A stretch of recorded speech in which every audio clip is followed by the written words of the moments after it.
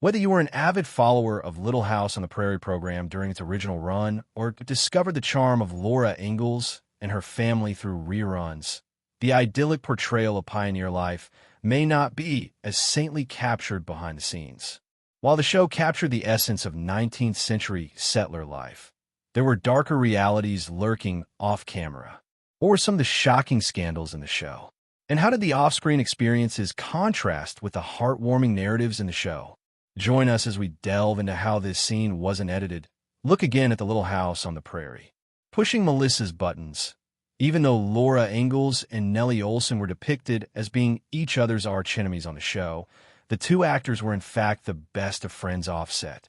At a later point in the series, Nellie and Percival got married, despite the fact that Steve Tracy, the actor who played Percival, was actually gay. Nellie and Percival's controversial relationship didn't matter much in the show.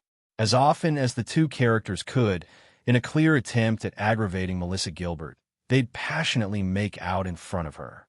Laura and her love interest Almanzo's love life wasn't nearly as spicy as Nellie's and Percival's, who went out of their way to make their on-screen displays of affection as in her face as possible. Of course, Gilbert, being the youthful and innocent actress she was absolutely agonized by their emotionally insensitive cruelty, booze, and harmful substance. You might be appalled to find out many of the cast and crew members of Little House on the Prairie had some fairly disturbing addictions. Most of these vices involve chemical dependency on booze and harmful substance. As such, it wasn't uncommon to find both on set. Reportedly, the crew polished off 230 racks of cores every day. Some especially stressful days were even dubbed 3-case days. According to Melissa Gilbert's memoir, Michael Landon was one of the heaviest drinkers on set. He would start off his day with a coffee spiked with liquor and would keep the drinks flowing throughout the rest of the day. Most folks on set had no clue how much he was drinking. He kept it under wraps. But eventually, the full extent of his alcoholism became evident. Michael Landon's true identity. Michael Landon was actually Jewish, even though his character on the show was often seen pushing a Christian message. In real life, he was Jewish. Michael Landon was actually just his stage name. He was born as Eugene Maurice Orowitz. Despite having to play a Christian on-screen, Landon didn't find that in conflict with his cultural identity or beliefs. He grew up in New York and New Jersey. His father, Eli Maurice Orowitz, was Jewish, although his mother, Peggy O'Neill, was a practicing Catholic. He was later quoted as saying he took after his father's cultural identity, but didn't personally subscribe to any particular religious beliefs. He was a believer in God, but only identified as Jewish in the cultural sense. Landon's dyed hair. Landon's curls were something to marvel at, but if you assumed his lush brunette mane was all natural, you're mistaken. His signature look came from a bottle. His actual hair color was a muted ashy brown. He took his hair color very seriously. He routinely went to a professional stylist to get the dye job done right. Even so, when he started to get some grays, the set lights and natural sunlight would make his dye take on a peculiar purplish hue. Producers would have to call in extra help from professional colorists to fix the issue. Serious issues addressed in the show. In general, Little House on the Prairie took on a pretty lighthearted tone, but from time to time, it actually dealt with some pretty risque themes. This was an era where TV was beginning to push the boundaries of what was considered socially and politically acceptable. Sexual assault, drug addiction, racism, prejudice, adoption, and disabilities became frequent topics of consideration for the trailblazing series. Very few programs at the time were willing to touch on these subjects. So, in a way, Little House on the Prairie was ahead of its time. Family matters in the show. On the show, Willie Olson, played by Jonathan Gilbert, was the younger brother of Nellie. In real life, he was actually the adopted sibling of Melissa Gilbert. Sadly, the two actors are no longer in good standing with each other. They had a falling out after Little House wrapped up. Jonathan went on to get his MBA in finance and is currently working as a stockbroker in New York. Melissa continued working as an actress.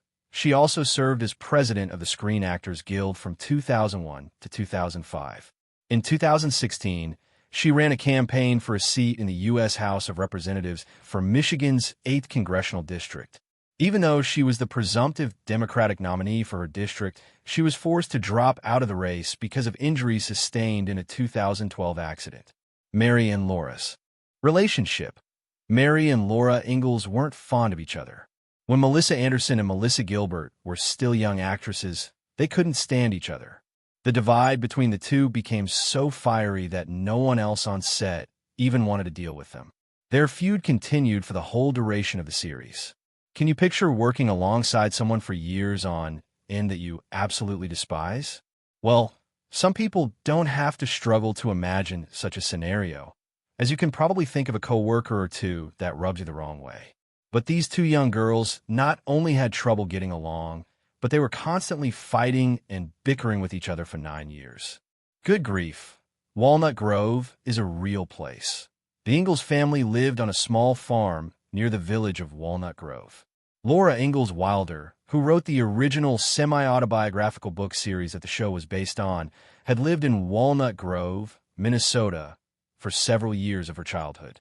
Although much of her books were based on other locales that were also significant to her story, the real Walnut Grove was founded in 1874 and incorporated in 1879 and is in Redwood County, Minnesota. The town's fairly tiny, with a population of only 8,006 as of 2019 and a land area of 1 square mile. On-set romances.